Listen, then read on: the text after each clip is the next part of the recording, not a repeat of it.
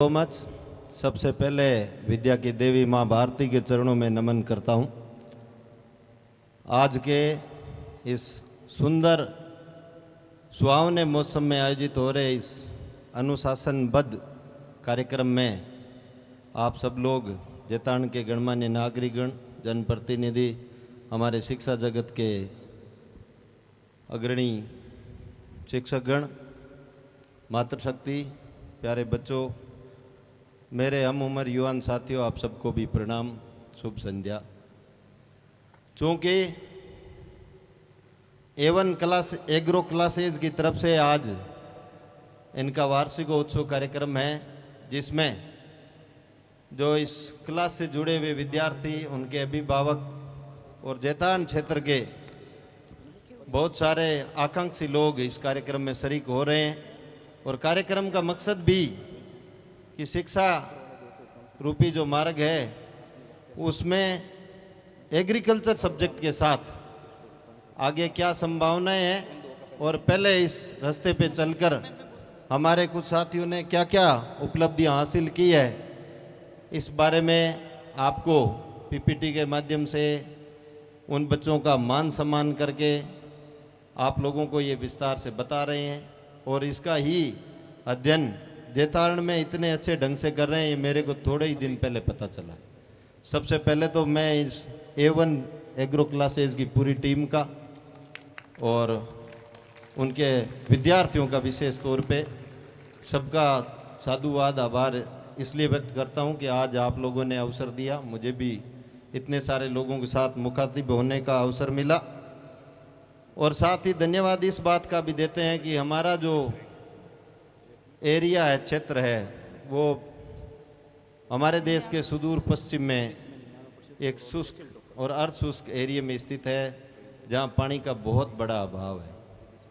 हमारा मरुस्थल हमें इतना लगता नहीं है कि सुविधाओं का अभाव है, लेकिन यदि हम संसार भर में दुनिया के दूसरे एरिया के साथ अपने एरिया की, अपने जलवायु की तुलना करेंगे तो लोग अचंभा करते हैं कि ऐसे मरुस्थलीय प्रदेश में भी इतनी जीवटता के साथ लोग इस संपन्न संस्कारों के साथ, संपन्न संस्कृति के साथ सहज जीवन यापन करते हैं। ये पूरी दुनिया कुतूहल से देखती है। आज के दिन का ही देख लो, भी जो वर्तमान में तापमान 45 डिग्री से कम तो पूरे राज्य में कहीं नहीं है। और पश्चिमी राजस्थान में तो आज 4 जिलों में तो 48 प्लस आया है, एक दो जगह तो 53-54 दर्ज हुआ है। ये जो इलेक्ट्रॉनिक गैजेट है उनमें, कहने का मतलब हम एक ऐसे प्रदेश में, ऐसे एरिया के बासिंदे हैं जहाँ विषम जलवायु है, बहुत तेज़ गर्मी पड़ती है, साल के केवल 2 महीने, पौने 2 महीने, 2.5 महीने बारिश के आते हैं, ऐसी 2 महीने की ठंड आती है। और बहुत अधिक कोई प्राकृतिक संसाधनों की प्रचुरता नहीं है। उसके बावजूद भी हमारे पुरखों ने इस प्रदेश में हमेशा ही पशुपालन किया है और अपनी आजीविका खेती से भी चलाई है। आज तो यहाँ मैं जैतारण की बात करूँ तो लगभग 15 से 20% लोग प्रवासी हैं जैतारण के, जो बाहर खेती के अलावा दूसरी प्रकार की सेवाओं में अपनी रोजगार कर रहे हैं, वहाँ से अपनी जीविका चला रहे हैं, उनकी इनकम से उनके घर चल रहे हैं।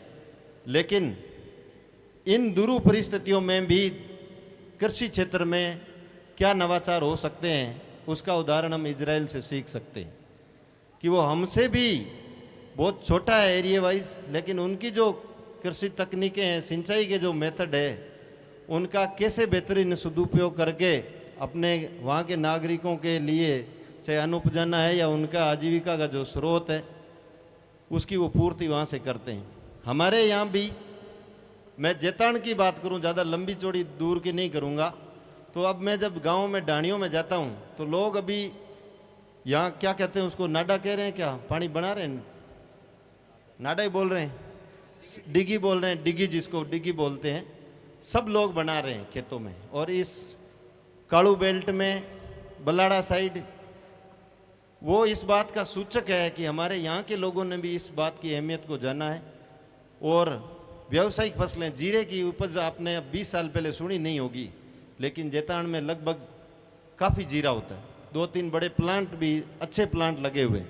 और जैतारण के जीरे की जो मैंने क्वालिटी भी देखी है, और जीरा विशेषज्ञ अभी कोई आए थे इधर ही, तो उनसे पूछा था तो उन्होंने कहा ये उत्तम क्वालिटी का जीरा है।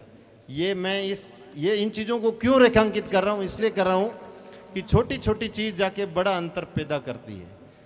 वो किससे, मैं केवल किसानी की ही अभी बात कर रहा था कि खेती में भी जैसे वर्षा के जल को संरक्षित करके जो हमारी चौमासे की खेती है, बाजरी, मोठ, मूंग, गवार, उसके अलावा हमने व्यावसायिक फसल एक पानी संरक्षित करके पैदा की है। फिर ड्रिप इरिगेशन का सिस्टम है लोगों के, कई जगह तो ऐसे अच्छे बगीचे भी लगा रखे हैं, फलो उद्यान, जहाँ पानी मीठा है। तो कहने का मेरा मतलब ये था, ये सब बातें कि हम कृषि में भी ऐसे नवाचार, कृषि पद्धतियों का अध्ययन करके एक ऐसी कृषि पद्धति जो कि पर्यावरण के लिए नुकसानदायी नहीं हो, हमारे लिए जो जीविका के आजीवन उसकी पूर्ति कर सकती है, हमारे जब खाद्य पदार्थ है, भोजन है, उसकी भी पूर्ति कर सकती है। चूंकि हम अधिकतर लोग शाकाहारी लोग हैं और हमारे लिए, हमें जीवन के लिए जितने पोषक पदार्थ चाहिए वो उसकी पूर्ति हम खाद्यान्नों के माध्यम से अधिकतर करते हैं। तो ऐसे में A1 एग्रो क्लासेज हमारे जेतान और इस पश्चिमी राजस्थान में, मैं साल भर हुआ है मेरे को यहाँ आए हुए, लेकिन एग्रो क्लासेज ने पिछली बार भी शायद कार्यक्रम किया था, लेकिन उस दिन मैं शरीक नहीं हो पाया। आज मेरा सौभाग्य है कि इतने सारे विद्यार्थियों के साथ, आप सब लोगों के साथ मुखातिब होने का अवसर मिला है। मेरे हिसाब से कोई भी मंच छोटा नहीं होता, कोई भी स्थल कम नहीं होता। हम पे निर्भर करता है, शरीक होने वाले पे, कि वो आदमी किस मनोदशा के साथ क्या सोच के आया है और उसका फ़ायदा वो अपने जीवन में किस रूप में ले सकता है। जो आदमी सजग है, जो आदमी थोड़ी बहुत अवेयरनेस के साथ जीवन जी रहा है, वो हर जगह सीख सकता है और सीख ही रहा है। यकीनन हम सब सीख रहे हैं, जीवन में हर दिन के अनुभव से सीखते हैं। तो ऐसे जो कार्यक्रम होते हैं, ऐसे औपचारिक कार्यक्रम, कुछ इसमें जश्न भी होता है, अपनी उपलब्धियों का लेखा जोखा भी पेश होता है, भविष्य के सपने भी बताए जाते हैं, बच्चों को भी प्रोत्साहित किया जाता है जिन्होंने बेहतरीन परिणाम दिया है। तो इस सुअवसर का हम सब लोग भी फायदा उठाएं। चाहे आप किसानी करते हैं तो किसानी से संबंधित, अब मैं देख रहा हूँ काड़ू में 3-4 जगह अपने एग्रीकल्चर की ब्रांच है, यहाँ भी सीनियर स्कूल में पिछले साल ही आई है शायद, तो ये अच्छी बात है। मैंने इस बार मेरे वहाँ जिस गांव का मैं हूँ वहाँ भी एग्रीकल्चर की ब्रांच यहाँ इस देख के मैंने सोची है कि हम लोग भी हमारे वहाँ भी रिकमेंड करेंगे। हमारे MLA साहब विश्वनाथ जी हैं, मैंने उनसे बात की थी, उन्होंने कहा नया सेशन चालू होते ही अपन ज़रूर लाएंगे।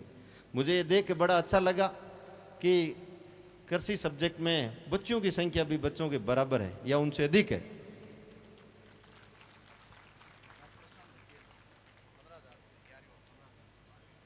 प्रोत्साहन वाला तो है ही, ये तो इनको भी अच्छे से पता है कि एग्रीकल्चर, चूंकि आज जब खेतों में जाते हैं, मेरा तो काम ही, मैं तो भूमि का ही अधिकारी हूँ, मुख्य काम ही लैंड का है। तो जब भी खेत में जाता हूँ तो देखता हूँ कि 4 महिलाएं और 2 आदमी काम कर रहे हैं। 4 महिलाएं 2 आदमी का एवरेज है, या 2 महिलाएं 1 आदमी। आदमी आधे प्रवासी है या कोई दूसरा व्यवसाय कर रहे हैं। इतनी बड़ी जोत नहीं है कि पूरे परिवार का भरण पोषण केवल खेती से हो जाए, अपने एरिया में ऐसी बात नहीं है। तो ऐसे में छोटे खेत हैं तो पूरी खेती का काम कौन देख रही है? हमारी मातृशक्ति देख रही है। यदि वो पढ़ेगी लिखेगी और खेती के संबंध में जानेगी तो उसका लाभ पूरे परिवार को मिलने वाला है। मैं सभी उपस्थितों से ये आग्रह करूंगा कि इस क्लास का, हम ये जो संस्थान है A1 एग्रो क्लासेज, इसका फ़ायदा हम सब लोग उठाएं। ऐसे पढ़ने वाले और जिज्ञासु बच्चे जो आगे बैठे हैं ये ग्रीन ड्रेस में, ये तो ऑलरेडी जुड़े हुए हैं। तो आपसे आग्रह ये है कि आप लोग यहाँ आने के बाद अपनी पूरी ऊर्जा एकाग्रता के साथ इस काम में लगाएं, जिस काम के लिए आप घर से निकल के यहाँ तक आए हैं।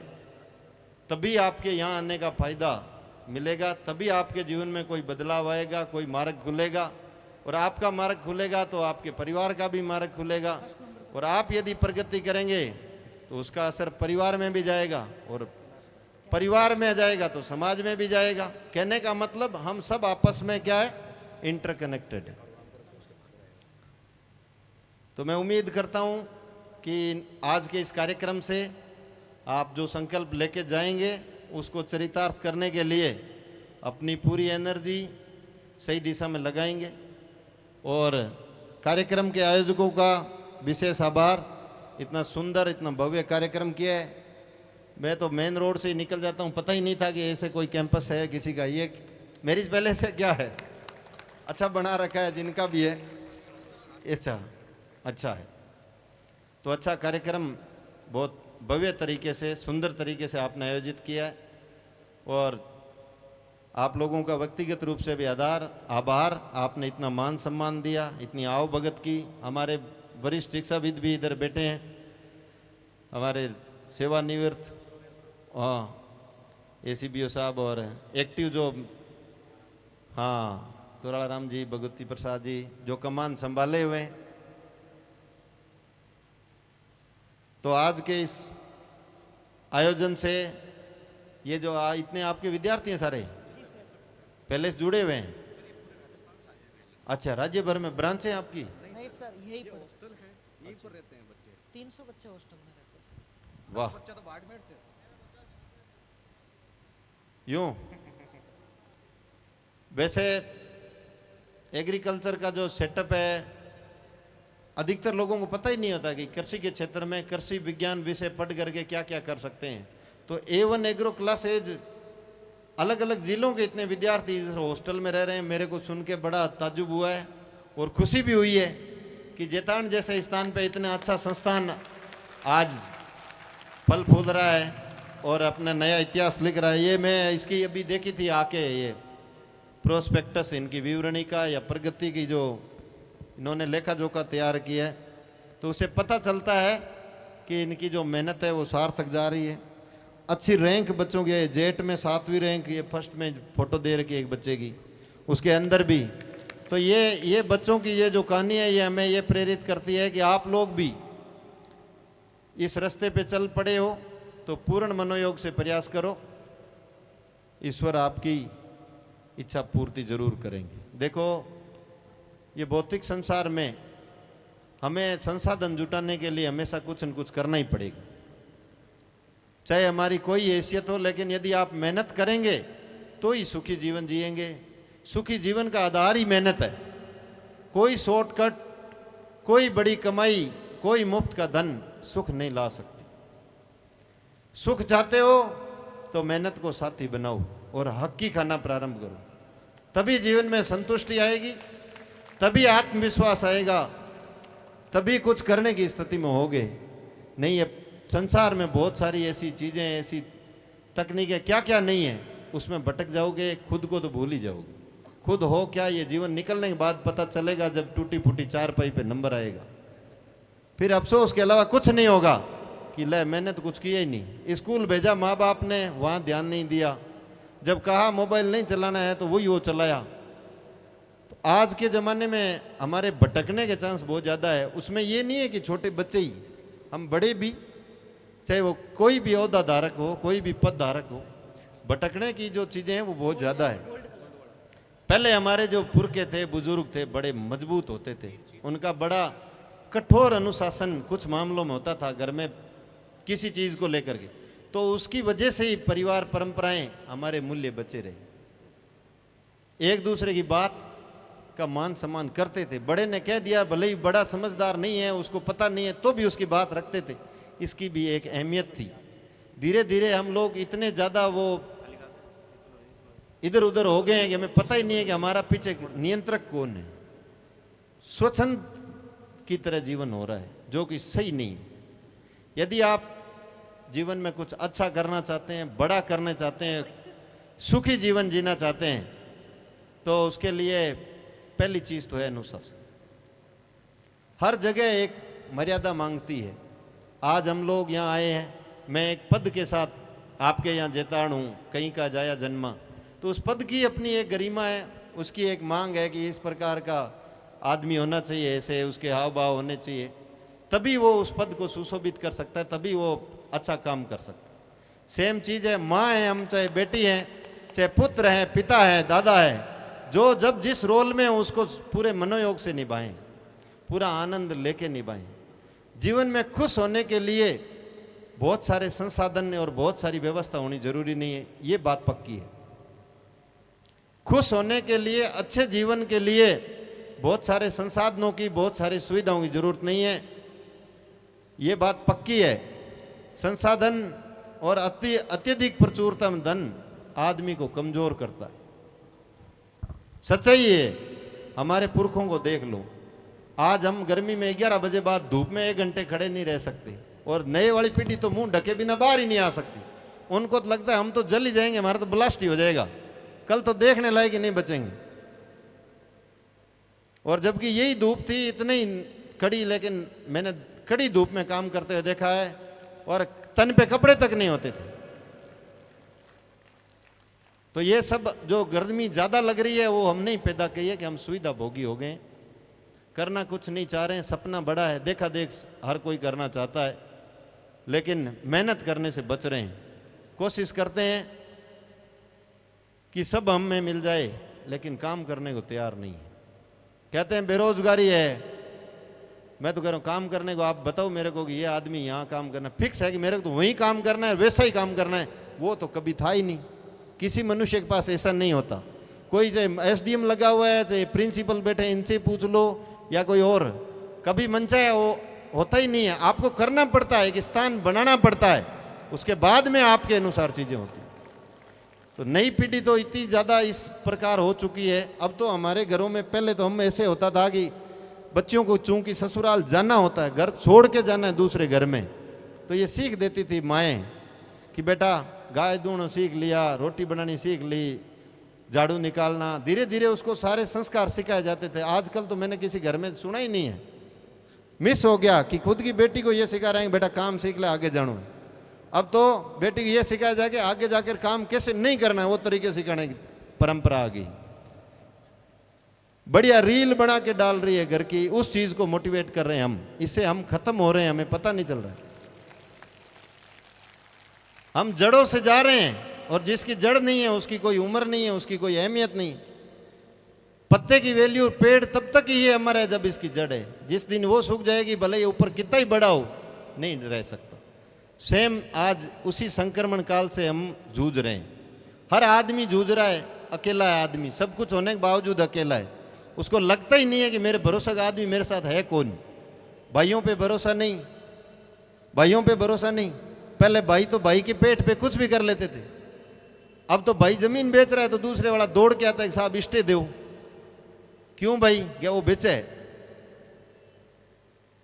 तो ये जो संक्रमण का फेज है, इसमें वही मनुष्य आगे टिक पाएगा। अभी अपने हमारी प्रतिस्पर्धा आने वाले समय में मशीनों के साथ होगी।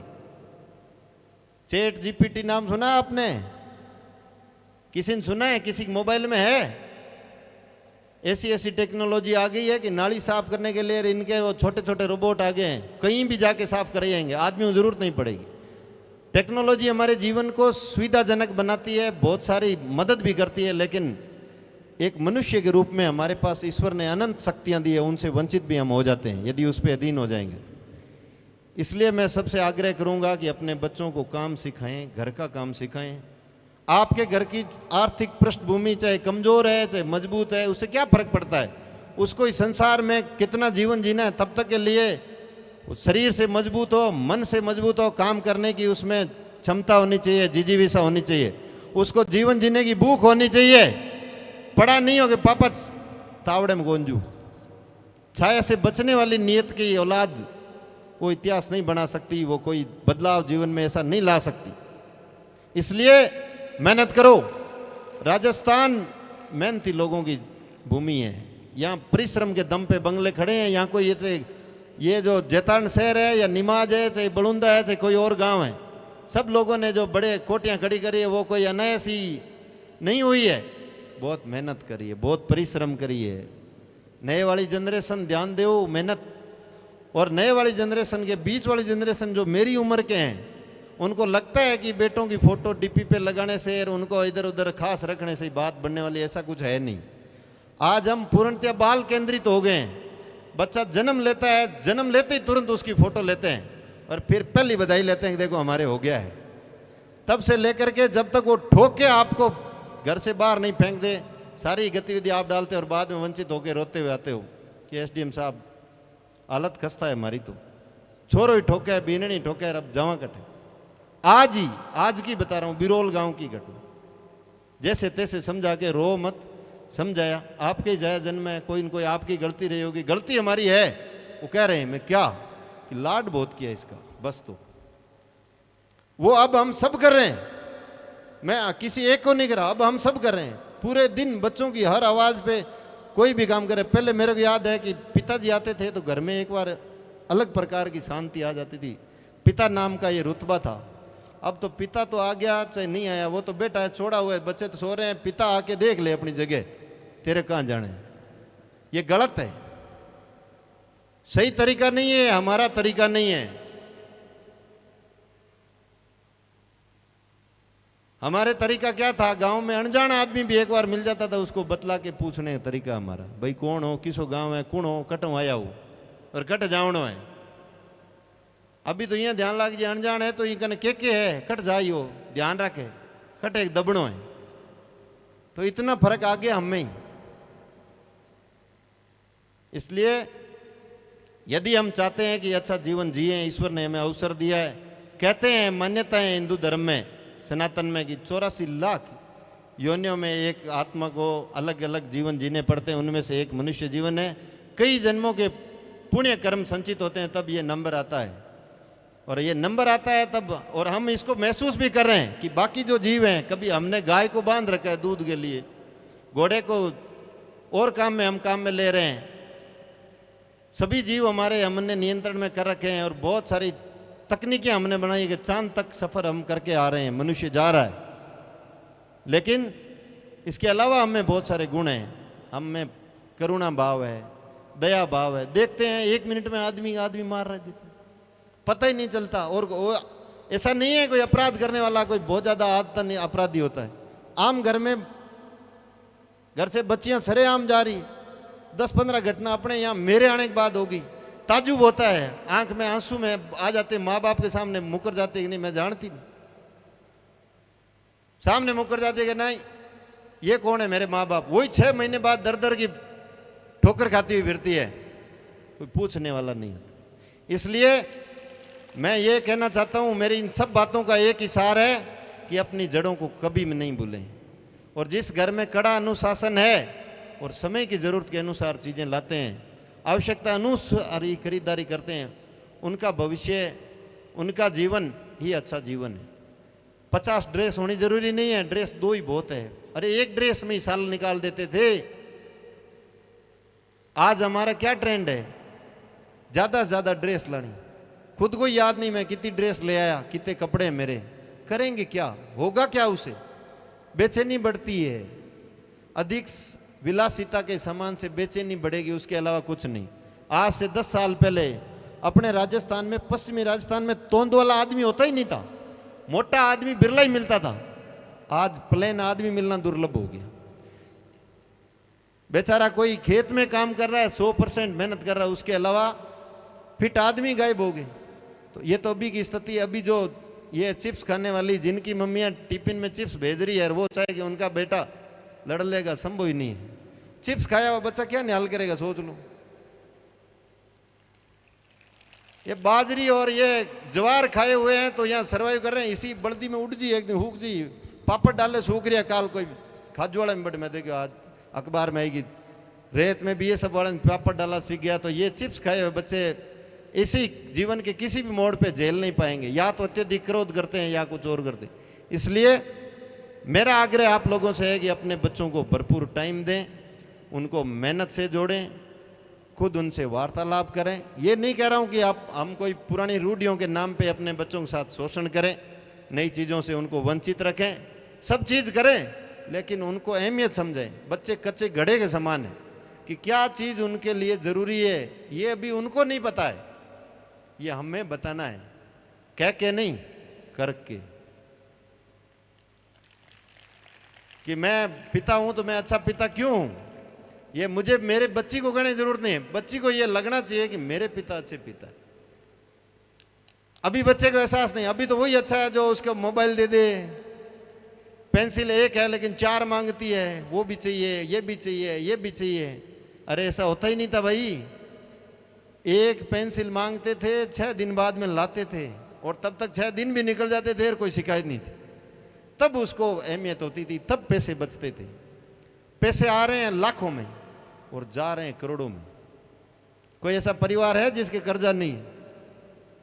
तो हम अपनी जो मितव्यता है उसको भी धीरे धीरे मिस कर रहे हैं। नई पीढ़ी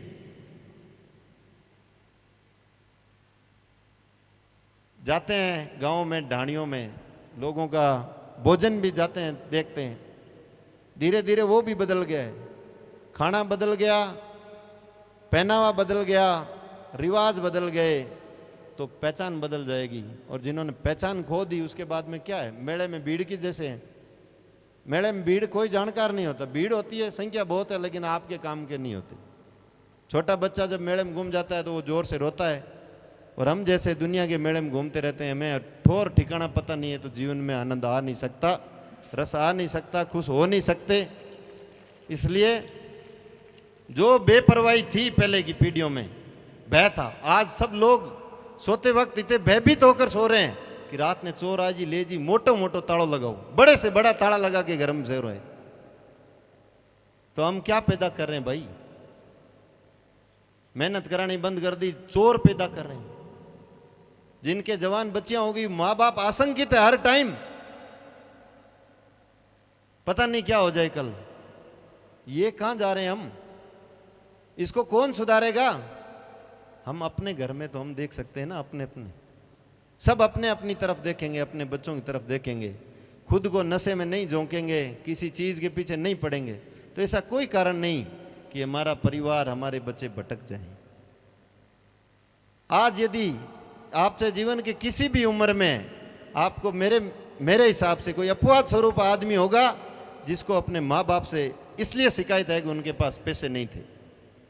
नहीं है कोई भी।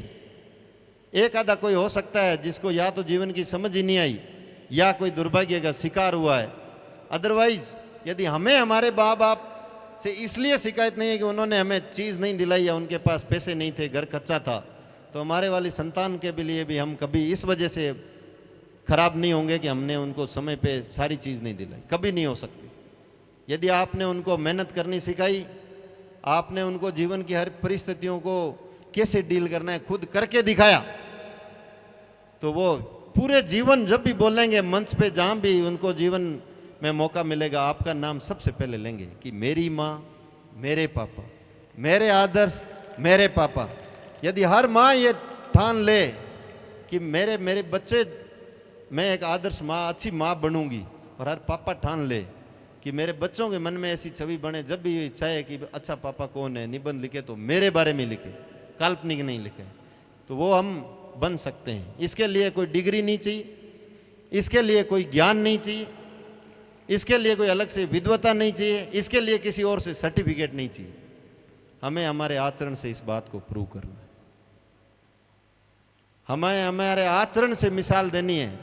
और आदमी की, अब मेरे पास जैसे मैं मंच पे हूँ, आप लोगों को कह रहा हूँ, माइक है, और ये हमारी प्रवृत्ति है कि हम ऐसी शिक्षण पद्धतियों से पढ़ते हैं कि व्याख्यान देने में आमतौर पे सभी लोग कुशल होते हैं, और जब मंच के माध्यम से कोई भी बोलते हैं तो बहुत हम आदर्शवादी तरीके से बोलते हैं।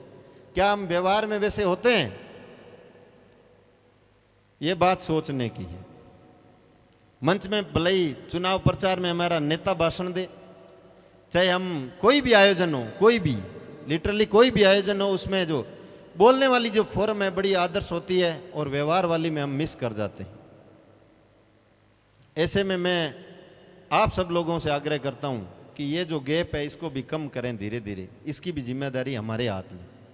मुद्दे की बात करें, बड़े कुछ करने के लिए छोटा छोटा करना पड़ता है, थोड़ा थोड़ा करना पड़ता है। यदि किसी को भी चाहिए कि मैं मेरी अपनी पहचान बनाऊं इस संसार में, इस गांव में, इस देश में, किसी भी हिसाब से, अपने काम के हिसाब से, अपनी उपलब्धियों के हिसाब से, तो उसको भी सबसे अच्छा तरीका है कि वो थोड़े थोड़े से यदि चलेगा तो उसके पहुंचने की, सही जगह पहुंचने की जो संभावना अधिक होगी। यदि आप चाहते हो कि मैं तो सीधे दाड़ फाड़ ये कर दूंगा, तो आपका सपना जो दीवा सोपन की तरह है। ऐसा होता नहीं है जीवन में, हर दिन जीवन को जीना पड़ता है। अभी अभी यहाँ बैठे हैं, अलग माहौल है, कल सुबह आपको अलग माहौल में फेस करना पड़ेगा। कल का जीवन कैसे होगा अभी हम कल्पना नहीं कर सकते, और कल्पना करेंगे तो भी वैसा होना नहीं है। आदमी हम प्रयास करते हैं कि सुबह इतने बजे उठना है, इतने बजे, तो भी नहीं उठ पाते, क्योंकि हमारे हाथ में है नहीं इतनी चीजें, हम अधीन हैं परिस्थितियों के। तो ऐसे में इतनी गुलाम है हम चीजों के, परिस्थितियों के। अभी तो टेक्नोलॉजी आ गई, इनके ऐसे गुलाम है कि 10 मिनट बाद में तो मोबाइल की स्क्रीन नहीं देखे लोग बेचैन हो जाते हैं। शादियों में जाओ, ब्याह में जाओ, कहीं भी जाओ, एक दौर होता था हमारे लोग अपने फिर भी ठीक हैं, दुनिया के और जगहों को देखें फिर भी ठीक है, आज भी हम खूब अथाइयाँ करते हैं, बातें करते हैं, लेकिन धीरे धीरे अब मिस हो रहा है। क्यों मिस हो रहा है? कि अब डरते हैं कि कब कौन बुरा मान जाए, भलो कहूँ तो बुरो कद हो, ये ध्यान नहीं लागे, ये वास्ते धीरे धीरे चुप हो गया आदमी के, नहीं नहीं की नहीं ठीक। या कोई अच्छी बात है, कोई ऐसी चीज है जो कहनी चाहिए, वो भी कहने से बचने लगे हैं। तो हम कहाँ जा रहे हैं भाई? सबके साथ ही रहते थे, सभी गांव में सभी जातियों के लोग, सभी धर्मों के, इतने सहजता से रहते थे, हर छोटी छोटी बात को शेयर करते थे। गांव में दान भी लाते थे ना, कि एक नई प्रकार का चावल लाया तो भी पूरे गांव को पता चल जाता था उनके अलग चावल लाए आज। एक तो वो दौर था। एक आदमी, हम पूरे ही दिन बचने की कोशिश कर रहे हैं, यार पड़ोसी ने वो नहीं ठा पड़ जाए, भाई ने वो नहीं पड़ जाए, तो ये क्या जीवन है? और रात को ताला लगा के सो रहे हैं और दिन भर इसमें लगे हैं, खुद के लिए कोई केयर नहीं है, ना स्वास्थ्य का ध्यान दे रहे हैं, ना खुद की रुचियों का ध्यान दे रहे हैं, बस इसलिए कर रहे हैं कि लोग भी करें हम भी करें। तो ये आत्ममंथन करें सभी, मेरी उम्र के साथी, कि हम अपने जीवन में यदि कोई स्थान बनाना चाहते हैं, कुछ करना चाहते हैं, तो कोई एक लाइन ऐसी पकड़ लो, कोई एक बात ऐसी गांठ बांध लो, उसको पालन करना चालू कर दो, तुम्हारा जीवन बदल जाएगा। कुछ भी कर दो, चाहे टाइम वेस्ट नहीं करना है, ये सिद्धांत बना लो। एक सिद्धांत आदमी को कहां से कहां पहुंचा सकता है। पढ़ने वाले विद्यार्थियों के लिए भी यही कहना चाहता हूं कि आप पढ़ते वक्त भी वही आदमी हो जो बाकी जीवन के समय हो। तो आप केवल पढ़ाई में, कक्षा में चुप होके सिंसियर होके बैठने से ही आपको लगता है आपका जीवन बन जाएगा, ये आपका वहम है। आप हर आवाज जो आपको सुनाई दे रही है उससे अच्छी बातें ग्रहण करिए। मतलब पढ़ने वाले व्यक्ति एकाग्र होना चाहिए, जिज्ञासु होना चाहिए, लेकिन साथ साथ में जो सीखी हुई बातें आचरण में डालते हुए भी रहना चाहिए, तभी असली बदलाव आते हैं। मैं आज भी पुराने पढ़े हुए लोगों, जो दूसरी तीसरी में जिन्होंने स्कूल छोड़ दी थी, उनके गणित का हिसाब और अभी बीए किए हुए का वो फर्स्ट रहता है पुराने वाला। उन्होंने पढ़ाई को कहते हैं पढ़ना, गुणना, बढ़ना, सुना है आपने? पढ़ाई को बढ़ना कहते थे, बढ़ लियो, और गुण लियो, मतलब उस चीज को आत्मसात करना। तो आप जब भी जिस भी स्ट्रीम में जहां भी पढ़ें, वहां उस चीज को आत्मसात करें और उसको महसूस करें कि इस चीज को वास्तव में आपने, अभी तो इतनी अच्छे तरीके से शिक्षण कार्य होता है कि हमें मॉडल के माध्यम से ऑनलाइन बता देते हैं और करके भी बताते हैं। पहले टाइम में ऐसे साधन नहीं थे, बच्चों को जाने के साधन नहीं थे। ये गुरुजी आगे बैठे, इनसे पूछ लो, इनमें से जितने पढ़े 15-15 किलोमीटर, 10-10 किलोमीटर पैदल जाते थे।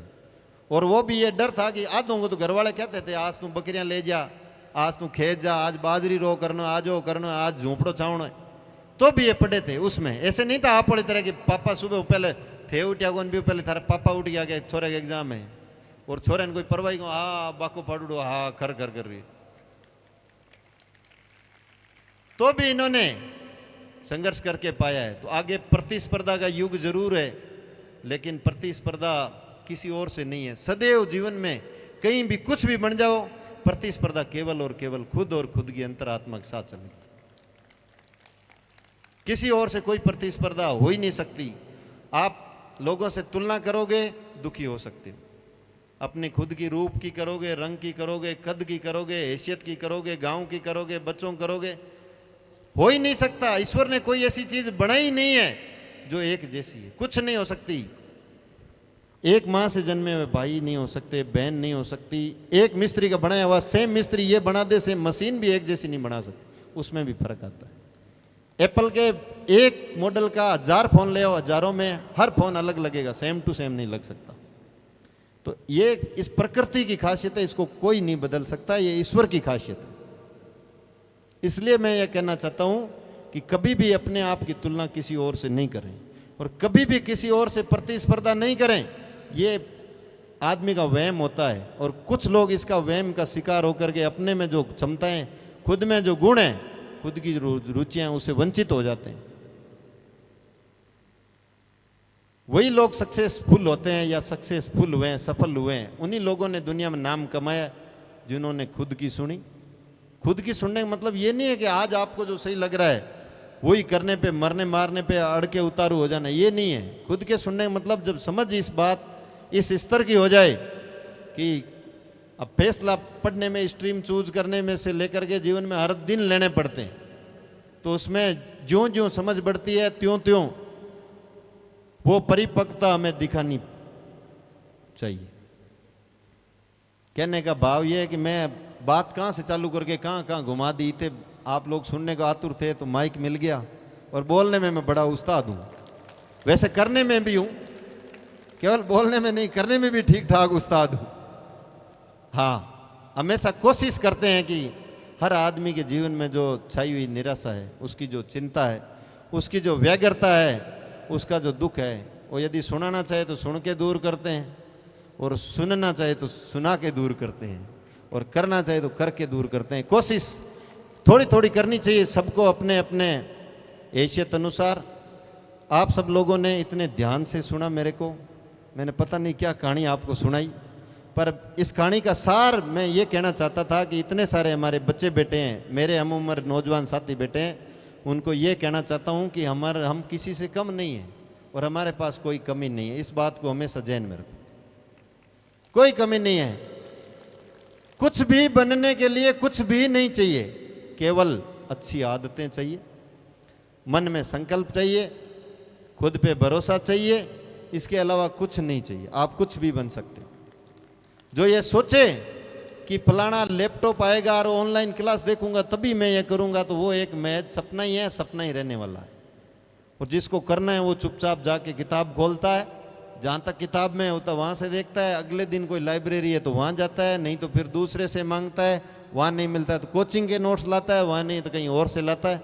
वही लोग सफल होते हैं। और कोई कहानी नहीं है। कहने का मतलब जरूरत है उसके अनुसार ही काम करें, तभी उसका फल मिलता है। बिना जरूरत की देखा देखी और मजबूरी में किए हुए काम का फल नहीं होता। समय का नष्ट होना होता है, समय निकल जाता है, उसके बाद में कुछ होता नहीं है। आखिरकार ब्याह होता है और फिर ब्याह के बाद की सबकी वही राम कहानी। मैं ये बच्चों को कहना चाहता हूँ। इसलिए और अभी कुछ करोगे, अभी कुछ करोगे तो जीवन में हमेशा ब्याह भी होएगा तो चॉइस होएगी, नहीं नहीं अटको नट करो, कहीं लावा कटे रेवा किया रेवा थाने कोई नहीं कहे। और ओ यदि अभी नहीं कियो तो बच्चे थाने कोई कौन पूछे, लोग पूछे ही कौन, आपकी अहमियत ही नहीं होगी। आपने जब परिवार में पहचान नहीं बनाई, मोहल्ले में नहीं बनाई, गांव में नहीं बनाई, तो उसके बाद तो कुछ नहीं। एक बारात जाएगी डम डमा डम डम, और आपकी ऐसे ही बारात निकल जाएगी जीवन की। तो मेरे कहने का मतलब यह है कि 15 से 35 साल की उम्र के जो भी लोग हैं, तो उनको ये जानने की ज़रूरत है कि इस जीवन में संघर्ष करने के लिए हुनर चाहिए, मेहनत का जज्बा चाहिए और मेहनत करनी भी चाहिए। अब वाली पीढ़ी मेहनत गायब होगी, और जब मेहनत जो करने को तैयार है तो वो तो जाके बनेगा ही, उसका तय है। और काम करने से गुरेज मत करो। मैं तो सच बताऊं तो आप लोग अचंभा करोगे, गांव में जाके खेत का काम करता हूं। जब भी जाता हूं मुझे याद नहीं है कि मेरी माँ अकेली काम करती है और मैं घर में ऐसे बैठा हूं, मुझे याद नहीं। मैं करता हूं और पिताजी भी करते हैं, मैं उनके साथ जाके सरसों काटते हैं। मैं घर गया हूं और वो काट रहे हैं, मैं भी काटूंगा। ये मैंने दिखावे के लिए नहीं किया, हमेशा किया है और करना ही चाहता हूं। और यही सच्चाई है जीवन की। बाकी जो कुछ भी भोग रहे हैं अब वो ईश्वर की कृपा है। और हमारे पास मौका होता है लोगों से प्रेम लेने का, दो आदमियों से इज्जत पाने का, उसके अलावा इंसान के पास और कुछ नहीं। या हजारों लोगों की उम्मीद भरोसा एक होता है कि लोग लड़ते झगड़ते आखिरकार इस ऑफिस में घुस जाते हैं, तो देख के उनको थोड़ी बहुत, आज तक मैंने कोशिश ये करी है कि कोई मेरे ऑफिस से दुखी आया है, चाहे साजिशन आया, तो जाते वक्त वो साजिशन आया तो वो ये साजिश छोड़ देगा कि आप बड़े ही ने चंद्रू बनाने को जाऊँ, और दुखी आया है तो ये सोच के जाएगा कि अब यार सॉल्यूशन तो होगा लेकिन तरीको बताया शायद सही बताए। और ये हम सब कर सकते हैं, सबको ये काम करने के लिए कोई पद की भी जरूरत नहीं है वैसे, और पद के साथ करते हो तो आपकी ये जो कलम मेरे जेब में टंगी हुई इसमें अथॉरिटी है, ये जो लिखती है कानून के दायरे में वो अपने आप में इबारत बन जाती है, वो सरकारी रिकॉर्ड हो जाता है। तो मैं सब बच्चों को ये कहना चाहता हूँ कि मेहनत से नहीं कतराओ, देखा देखी नहीं करो, स्वीकार करो सब सब्जेक्टों में आप मास्टर नहीं हो सकते। जिस सब्जेक्ट में रुचि नहीं है उसका कारण ये है कि वो सब्जेक्ट आज दिनांक तक आपने उस अंदाज में पढ़ा ही नहीं है, उस सब्जेक्ट को गहराई तक जाना ही नहीं है। जिस दिन आप अपनी सोच बदलेंगे उस दिन से वो सब्जेक्ट आपको आने लग जाएगा जिससे आज आपको भय है। मेरा ही बताऊं मैं आपको, चलो 2 मिनट और लूंगा आप लोगों को। मैंने पहली से 8वीं तक की मेरी पढ़ाई, एक सिंगल टीचर गुरुजी थे सुरताराम जी मेघवाड़ा, पहली से 8वीं तक एक ही गुरुजी थे। स्कूल में स्टूडेंट होते थे 40, 45, 55, 56, हर साल बदलते रहते थे। वो पहली से 5वीं तक थी, बाद में प्रमोट होकर 8वीं तक स्कूल होगी। छठी मेरे को चौथी क्लास से याद है कि चौथी में हम 6 बच्चे थे, 5वीं में 3 थे, 7वीं में 2 थे, इस प्रकार से हम 8वीं में अकेला ही बच्चा था जब मैं 8वीं की मैंने उस टाइम। और एक गुरुजी थे, एक मास्टर और 8 क्लास। छठी में अंग्रेजी लगती थी तब जब मैंने अंग्रेजी की, और वो गुरुजी को अंग्रेजी आती भी नहीं थी। एक मास्टर सब सब्जेक्टों ज्ञाता नहीं हो सकता। उसको सरकारी स्कूल में मास्टर को इतने काम देती है कि उसको टाइम नहीं मिलता। एक स्कूल चलाने के लिए 2-3 आदमी तो हर टाइम चाहिए। स्कूल आए, खुलवाए, बच्चों को हम पहले आते थे, दरी निकाली, झाड़ू काटियो, तैयार कियो, पोसार, ये किया वो किया, टाइम तो निकल जाता था। तो अंग्रेजी मेरी बहुत कमजोर थी। 9वीं भी मैंने खाजवाड़ा तहसील मुख्यालय जैसे अपना जेताड़ है वहाँ से की, सरकारी स्कूल से। शहीद ओम प्रकाश बिश्नोई, कारगिल युद्ध में एक योद्धा शहीद हुआ था उसके नाम से वहाँ की, जैसे अपने ये सीनियर स्कूल। उसके बाद में 10वीं, 11वीं, 12वीं खाजवाड़ा से की, और फर्स्ट ईयर में एडमिशन लिया ही था उसी टाइम एक मैडम, खाजवाड़ा प्राइवेट कॉलेज मैंने एडमिशन लिया, जगदम्बा कॉलेज। तो अंग्रेजी कमज़ोर थी पहले से ही, लेकिन थोड़ी मुझ में निडरता थी, या मैं भाग्यशाली था कि हमेशा ऐसे गुरुओं के, ऐसे लोगों के, माँ बाप का, सबका असर होता है हम में। सबका जो जिनका साथ रहता है उनकी छाया हमें पड़ती है, ये सत्य है। तो बीए फर्स्ट ईयर में जब सब्जेक्ट लिए हम क्लास में गए तो एक मैडम इंग्लिश की आई, उन्होंने ये कहा, इंग्लिश में बोल रही थी। मेरे को देख बड़ा अचंभ हुआ और एक बहस आ ये हो कि यार अंग्रेजी वाले तो जवाब ही क्या दे। एक लड़की थी, उसने कहा, मैडम ने, कंप्यूटर के सर थे हमारे देवेंद्र सिंह जी, तो वो इंग्लिश हिंदी ऐसे, तो शहर के बच्चे होते हैं उनको एक फीलिंग होती है, गांव वालों की ज़्यादा अहमियत देते नहीं। उनको लगता है कि पुराने कपड़ों में काला रंग, उससे तो खराब कोई हो ही नहीं सकता। ऐसी एक मनोदशा है कुछ लोगों की कि जो कम छोटा कपड़ा में खेत में काम कर रहे हो वो तो कोई श्रेणी में नहीं आता, ऐसी भी सोच है कुछ लोगों। तो गुरुजी ने वैसे ही इन जनरल का, ये भी बच्चे पढ़ने में होशियार है, अच्छे हैं, ऐसे हैं, क्या अच्छे हैं, इनको इंग्लिश कुछ नहीं आती। How idiot, but nonsense. बेटी बात मेरे को चुभ गई। मैंने उसी दिन सब्जेक्ट बदला, अगले दिन इंग्लिश लिटरेचर सब्जेक्ट में फॉर्म भराया और उसी दिन प्रण किया। उसी बच्ची को मैंने कहा था, अभी वो सूरत शादी हो रखी है उसकी, अभी भी जानती है मेरे को। मैंने उसको कहा ये आज लिख ले तू। उस टाइम क्या है कि 2nd ग्रेड की भर्ती 1998 के बाद कभी आई नहीं थी इंग्लिश से, 2008 में निकली थी, 11 तक हुई नहीं थी। मैंने उनको कहा था, देखना मैं इंग्लिश से मास्टर बनूंगा और इंग्लिश का ही बनूंगा। आप मानोगे नहीं, मेरी बीएड कंप्लीट हुई है 30 नवंबर 2011 को।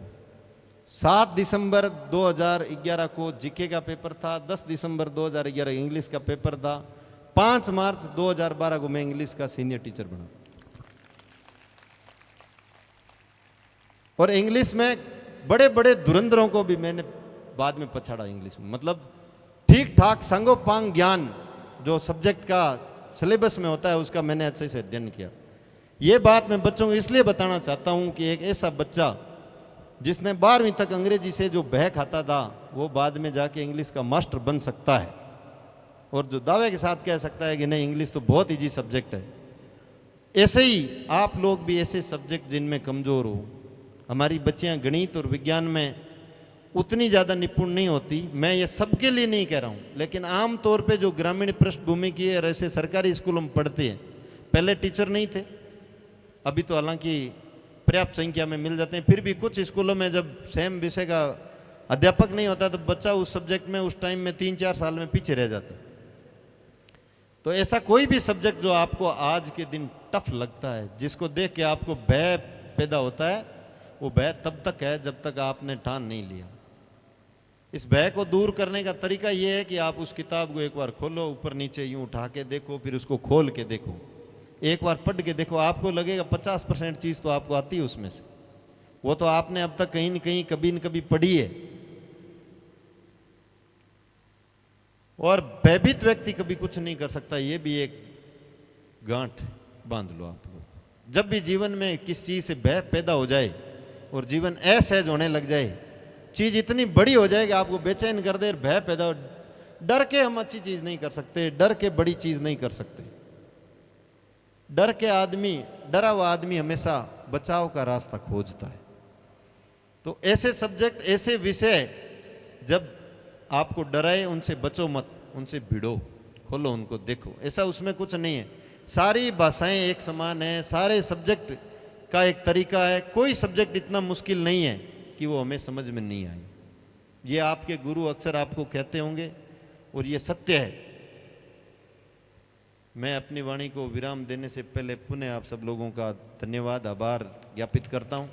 आपने इतने मनोयोग से सुना, मेरे को उम्मीद करता हूँ कि मैंने जो कुछ कहा है उसको आप सकारात्मक तरीके से लेंगे, कोई अच्छी ऊर्जा के साथ जाएंगे।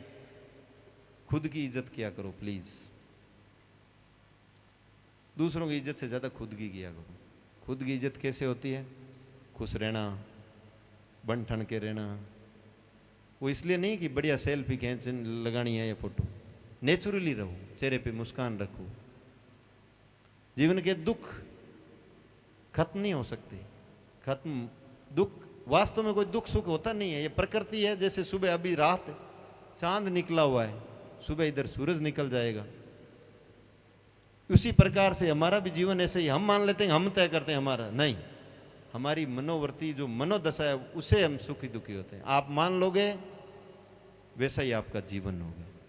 इसलिए रेस्पेक्ट योर सेल्फ। कुछ करना चाहते हो, गांव में, घर में, कहीं भी सर्वाइव करना चाहते हो, खुद को अहमियत दीजिए। जो व्यक्ति खुद को खुद के रूप में अहमियत देता है, वही आदमी दूसरे की हिम्मत करने की औकात बना सकता है। Respect your self. अपने आप की इज्जत करना सीखो। कैसे होती है? अच्छी आदत अपनाओ, टाइम से उठना, अच्छा बोलना, गलत चीजों से प्रभावित नहीं होना, थोड़ा रूड भी होना चाहिए कई बार। ये है खुद को अहमियत देने के तरीके। मैं बहुत अच्छा ओरेटर हूँ, बहुत अच्छी अच्छी बातें बोलता हूँ, लेकिन आज आप लोगों को मैंने बेवजह बहुत टाइम ले लिया। जैसे बच्चे होते हैं, लंबी वार्तालाप इसलिए करते हैं कि मैं भी ऐसी एक सामान्य पृष्ठभूमि से निकला हुआ आदमी हूँ, तो मेरे को ये लगता है कि ये भी मेरी तरह कोई न कोई नीड से, कोई न कोई उम्मीद से इधर देख रहे हैं। तो इनको जो कुछ बताऊं, वो क्या पता कोई टांग पूंछ पकड़ के इनकी भी नैया पार हो जाए। बहुत बहुत धन्यवाद, आप सब लोगों का पुनः आभार। और A1 एग्रो क्लासेज को भी धन्यवाद, आप लोगों ने बुलाया, मान सम्मान दिया, इतने सारे हमारे युवा चेहरों से, सभी लोगों से मिलवाया, इनकी मुस्कान का भागी बनाया। आपको शुभकामना भी देता हूँ। साथ में एक अपेक्षा भी रखते हैं कि ऐसे बच्चे जो इनके पास धन नहीं हो और पढ़ने की जिजीविषा हो, उन बच्चों के लिए यदि आप फीस माफ़ नहीं कर सको तो मेरे ध्यान में ज़रूर डालो। धन्यवाद। जय हिंद, जय भारत।